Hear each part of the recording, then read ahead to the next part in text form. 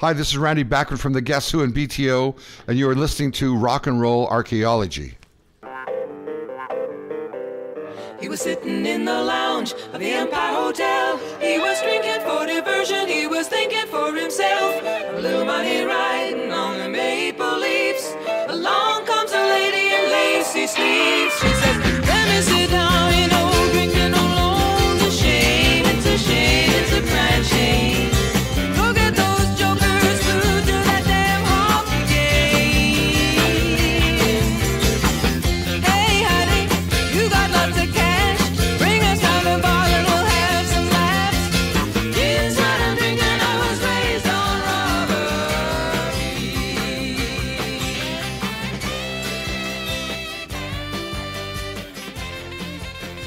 He was hardly the only one. Her admirers are legion.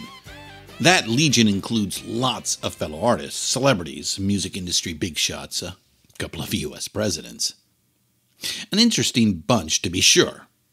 Contemporaries like Jimi Hendrix, who wrote in his journal about her heaven words. Robert Plant would breathe out her name at the end of a verse when Led Zeppelin played Going to California. Jimmy Page says he still cries when he listens to Blue or Court and Spark.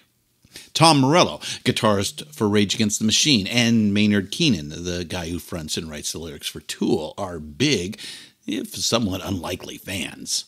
Women who have carved out commercially successful and critically acclaimed careers in music like Chaka Khan, Annie Lennox, and Bonnie Raitt admire not just the body of her work, but how it was done, how she operated. On her own terms, independent, unapologetic. But it is Prince's admiration for Joni Mitchell that intrigues us the most. It seems unlikely, incongruous at first glance, perhaps. But think about it for maybe 10 seconds and you realize, no, it's not all that surprising. Game recognizing game. There are a couple of heavyweights, icons, but also iconoclasts who shared a maverick spirit. Both perfectionists, both multitasking musical wizards, both self-contained, producing their own records, very hands-on with their business affairs. Of course, they're mutual fans.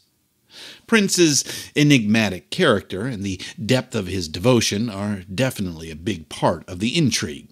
Prince, who could be baffling, fierce, and demanding, and just plain difficult at times, all according to folks who knew him well and worked closely with him, well, the purple one was just a mushy, gushy, hopeless romantic Joni Mitchell fanboy, from his teenage years all the way to the end. Growing up, he wrote long, adoring letters to her, sent care of her fan club. With all the U's and hearts, the way he writes, Joni recalled in a magazine interview years later. Her staff thought the letters were from the lunatic fringe, so that first they would just toss them in the trash. Driving into town with a dark cloud above you, dialing the number who's bound to love you. Oh, honey, you turn me on. I'm a radio, I'm a country station. I'm a little bit corny, I'm a wildflower waiting for you, broadcasting tower waiting for you, and I'm sending you This podcast is intended to be education and commentary. It will discuss adult themes and may use coarse language. Pantheon Podcasts presents Rock and Roll Archaeology with host Christian Swain. Music.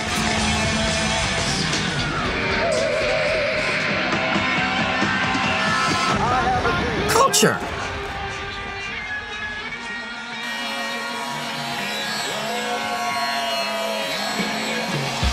Technology.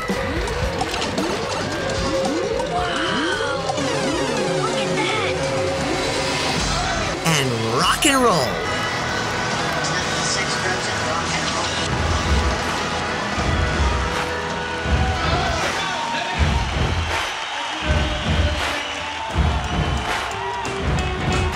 And now, on with the show. Hey, diggers. You wanted the best, and you got the best. Welcome to the new Rock and Roll Archaeology Shorts podcast. Okay, we heard the demands of more RNRA content, and we finally figured out a way to add some without cannibalizing our big show or painting ourselves into any corners, especially since we still have a long way to go. So expect these shorts to help satiate your need for a slice of rock and roll goodness while we continue cooking up the main dish. In this format, we intend to give you diggers some quick hitters and interesting topics that we probably can't get to in the main show. We will follow up on some misses from previous episodes as well that we just feel we need to address, or we just didn't have the time for as we tell our chronological tale. And expect a few topics du jour that just need our immediate attention. Well, that's the plan. And this is an opportunity for you to get involved.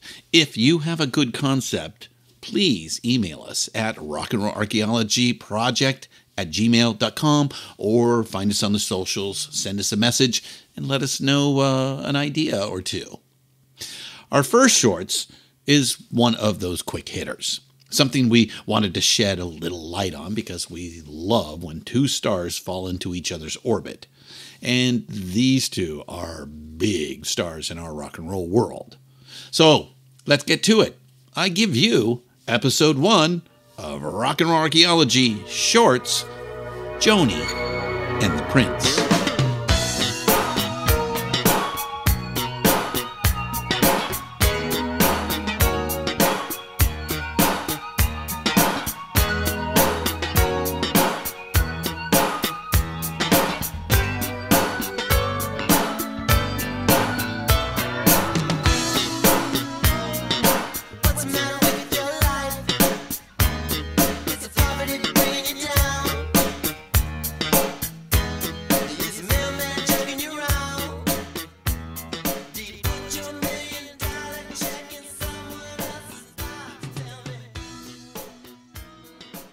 For his part, Prince has more than his share of high-profile fans. Everyone knows about the big hits he wrote for the Bangles and for Sinead O'Connor. Here are some other high-profile Prince fans, and when we say fans, that's short for fanatics. Beyoncé, who's just the single most celebrated pop star on the planet over the last 20 years or so. Or how about Randy Newman, who said Hearing 1999 rekindled his creativity in the early 80s. Randy went on to build a second career as a movie soundtrack composer and became one of the most successful of all time. Bruce Springsteen, who battled Prince for chart supremacy in the mid-80s, is a huge fan. Bruce led the E Street Band through a monster cover of Purple Rain to open their Brooklyn show in 2016, just a few days after Prince passed.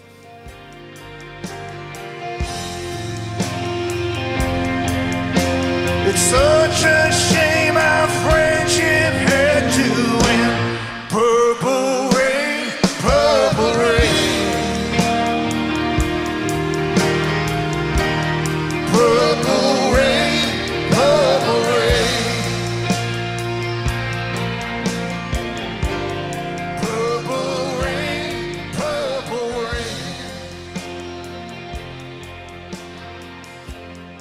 Another interesting one. For years, Celtic roots rockers, the Waterboys, have been playing Purple Rain as one of their encore songs, and they just pour emotion into it. Our all-time favorite, though, is that performance of While My Guitar Gently Weeps at the Rock and Roll Hall of Fame in 2004. Prince is sharing the stage with some of the greatest rock musicians of all time.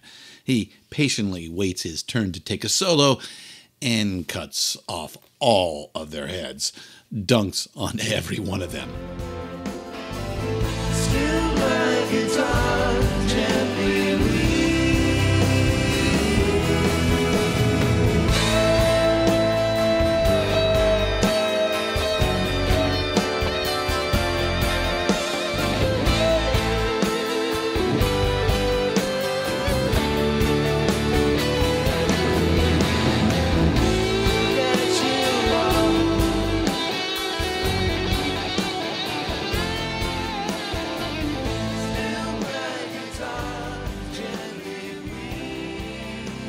Then his royal badness just throws his Telecaster high up in the air and walks off.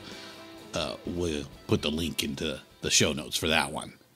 But we're going to stick to these two today because, well, like we said, we just find the relationship super fun and intriguing.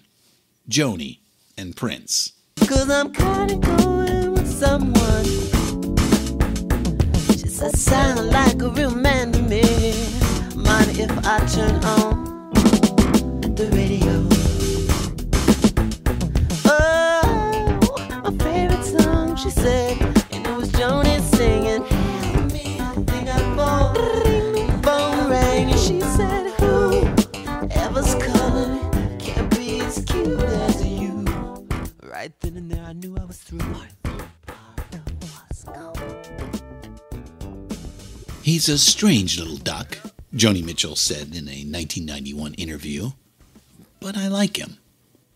By then, they had met several times. She went on to say that out of all the musicians she's inspired, Prince is the one that she's the proudest of. She first spotted him, as best we can tell, on January 16, 1976, in the audience at a show in Minneapolis. Joni was touring in support of Court and Spark, which was her breakthrough album commercially. The band was the superb LA Express. Prince Rogers Nelson was 17, sitting in an aisle seat just a few rows back. Joni pegged him for about 15 or so, but Prince was diminutive. He topped out at about 5'3" as an adult, so it's easy to understand the mistake. A little princeling, she called him. Beautiful, dark-eyed, and intense, with his collar turned up, looking from side to side a lot. Of course she noticed him. Early on in her performing career, Joni would tamp down her stage fright by picking out someone in the audience and singing right to them. The trick worked, and she continued to do it long after her stage fright was conquered, just because she enjoyed it. So that night, Joni played and sang a good chunk of her set right to Prince.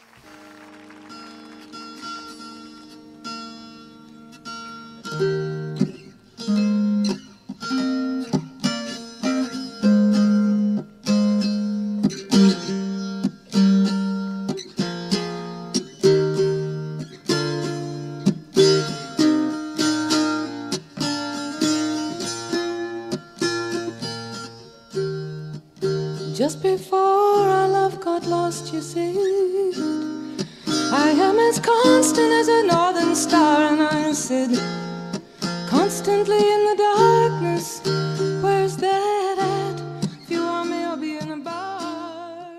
According to Wendy Melvoin and Lisa Coleman, Wendy and Lisa, Prince liked to noodle with Joni Mitchell songs on the piano during sound checks or downtime.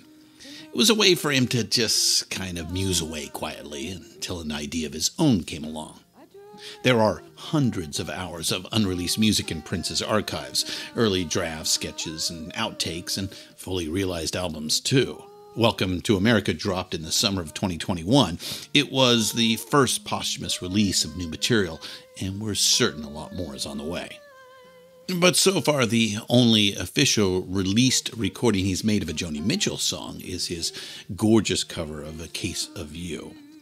But the Joni Mitchell influence is there, albeit not always obvious, according to no less an authority than Joni herself. Even Prince, who's an interesting hybrid, who's taken some things from here, so he claims, but his influences are, it's me and Sly. Now you take me and Sly and hybrid that, you're going to get something quite unique, because he played back, I think it was Paisley Park. I went to a playback here, and there was a harmonic passage in one of the songs that really interested me, and I said to him, where's that coming from? Because it sounded fresh to me, and he said, and I couldn't hear it, but time went by and I heard something, and it was, the reason I couldn't hear it was because it was something that Larry Carlton played against my architecture, which I'm very familiar with, and I'm familiar with what I added also, but yeah, he'd taken something between those two things, you know what I'm saying? That's from a 1996 interview of Joni by Morrissey of the Smiths fame. Help me, I think I'm falling, Joni sings. But she also sings, No Regrets, Coyote. to the man who's got a woman back home and another one down the hall, but who seems to want me anyway. That's one for the women, so beautifully complex, Prince sings in Lady Cab Driver after he asks her, "Can you take me for a ride?" It is beautifully complex, sometimes contradictory. A rich territory to explore, this Joni Prince thing. Go ahead, explore some more. You can start with some of the links in the show notes in particular. Joni Mitchell's official website is just outstanding. Thousands of articles, videos, and audio clips, reviews, set lists of her live show. It's all archived there. And of course, we'll get into both of these artists in some depth and detail in our main podcast, Rock and Roll Archaeology. Meantime, we'll leave you with a great Prince tune. Thanks for stopping by, and as always, keep up the rockin'.